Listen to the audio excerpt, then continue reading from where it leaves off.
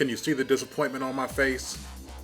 This is KD Drummond of bloggingtheboys.com, and I'm here to give you the solemn recap on the Cowboys' 19-13 loss to the undefeated Atlanta Falcons. Now look, I'm not going to take anything away from the Falcons. They're a great team. Their wide receiver duo is incredible. Julio Jones, Roddy White, throw in Tony Gonzalez. You mix in the couple running backs that they have. Their offense is great. Defense is playing great. But the Cowboys blew it again. They started the game nice. Defensive 3 and out. But the offense wasn't able to score a touchdown. They ended up going for a field goal after Romo overthrew Cole Beasley in the end zone. You know, a lot of fans were on Twitter and they were saying, hey, Romo should have run it in, but I find that utterly ridiculous because of the fact that it was the first series of the game and everybody was asking Romo, to stop making all these sporadic decisions and stop being so risky. And now all of a sudden you wanted to run in when there's a linebacker that's staring him in the face and he could have been injured and the whole hope for the game would have been lost. But anyway, so the Cowboys took a 3-0 lead. They went back and forth. Nobody could check Julio Jones. Morris Claiborne couldn't do it. The rookie, he kind of got shown some things today, so that was a little bit disappointing. But the main thing was that the offense just wasn't able to get on track for the entire game until the game was pretty much out of reach and Atlanta took a 10-point lead in the fourth quarter with like 7 minutes to go.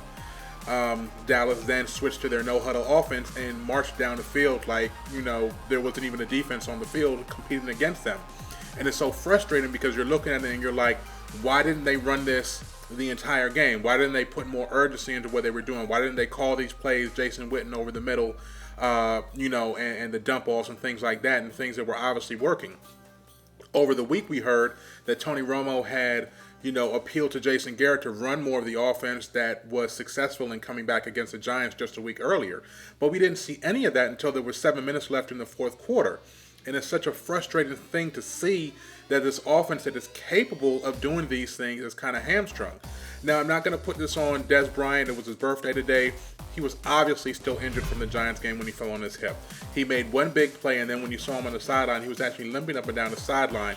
So, there were a lot of fans that were on Twitter, at Blogging the Boys, by the way, that were complaining about Dez not doing anything for the game. He was playing hurt, and you have to give him credit for at least trying to be out there because he didn't practice all week.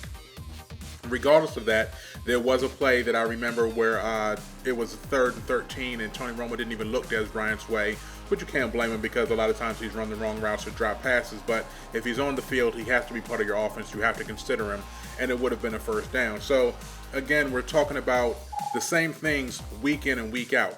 Tony Romo and Dez Bryant not connecting. Jason Garrett and running the offense and not really calling plays that are susceptible to success.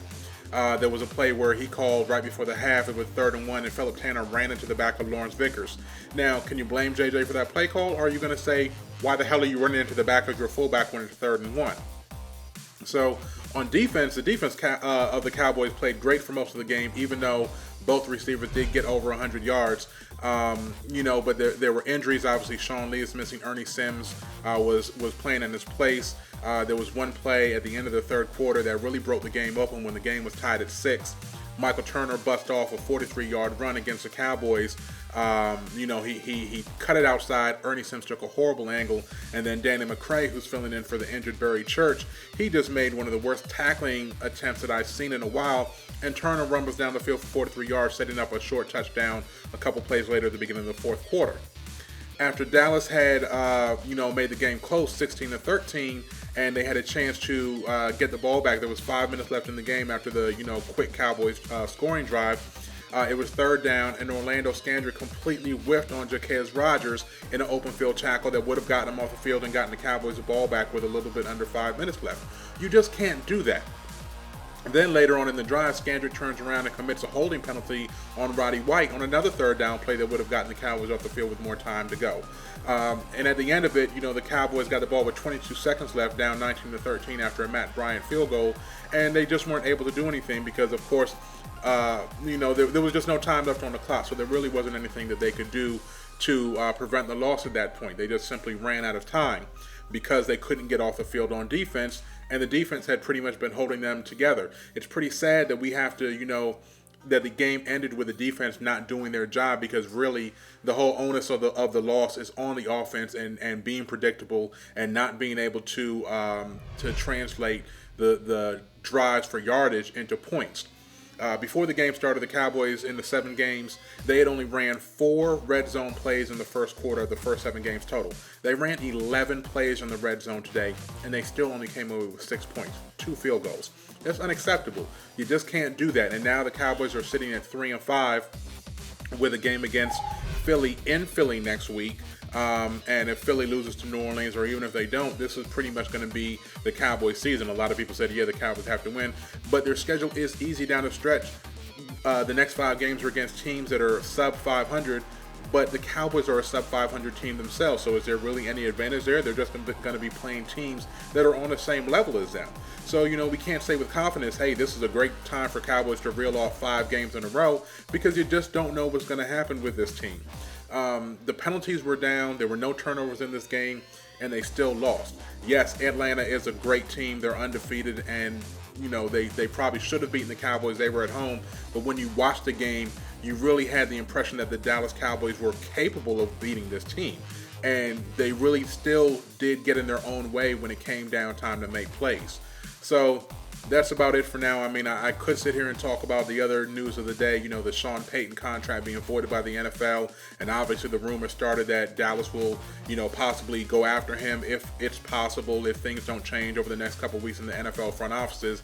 Jerry Jones poo-pooed that and said he has no interest, but he has a current head coach. That's what you're supposed to say. At least he was responsible in that manner. He also said before the game that, if Jerry Jones, the GM, was somebody else, he would have fired him by now.